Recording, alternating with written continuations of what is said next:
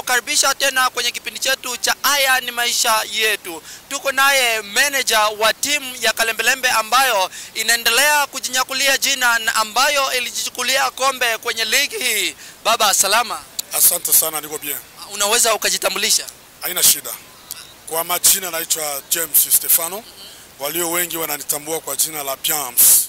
Yes. Unatumika kwenye timu ya Kalembelembe kama nani? Mimi ni msemaji wa timu, alafu pia tina mie ni manager wa timu ya taifa.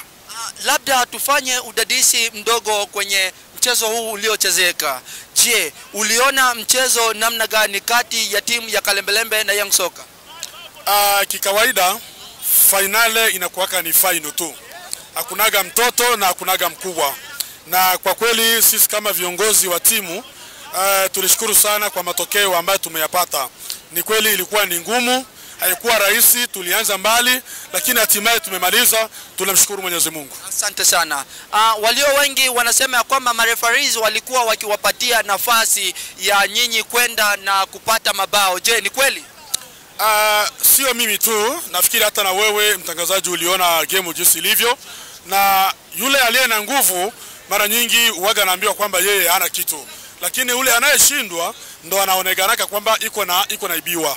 Yes. Na wengine wanasema ya kwamba Young Soka ilicheza vizuri kushinda Kalembelembe, lakini Kalembelembe ilisaidiwa na marefarees. Je, ni kweli? Hiyo habari mimi siwezi nikaidhibitisha. Ni kweli Young Soka walicheza mpira mzuri, na sisi kama timu ya Kalembelembe tunawaheshimu. Ni timu nzuri, iko naendelea vizuri, lakini kinachotakiwa kwenye mpira ni matokeo. Alafu sisi tulifurahia na matokeo ambayo sisi tulitumia. Unaweza ukaambia nini mashabiki wa Kalembelembe na wanao kutazama muda kama na huu? Nasema kwa niaba ya kamati, naambia mafanzi wa Taifa Stars, timu ya watu, timu pendwa, watu wanatuitaka mwala wa DDFA, na maana jiwe ya district ya Doha ni Kalembelembe. Ni kwamba moto ni ule ule.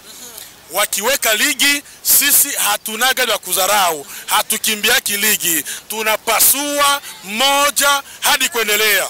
Mtazamaji wa Sam TV, tulikuwa naye manager au msemaji mkuu wa timu ya Kalembelembe, timu iliyojichukulia kombe. Anasema ya kwamba moto ni ule ule na hakuna kurudi nyuma. Upo nami mtangazaji wako S. Wilonja, nyuma ya kamera ni Bonge Aipatela. Endelea kulike na kusubscribe kwa kupata yaliyo mengi kwenye channel yetu ya Sam TV. See you.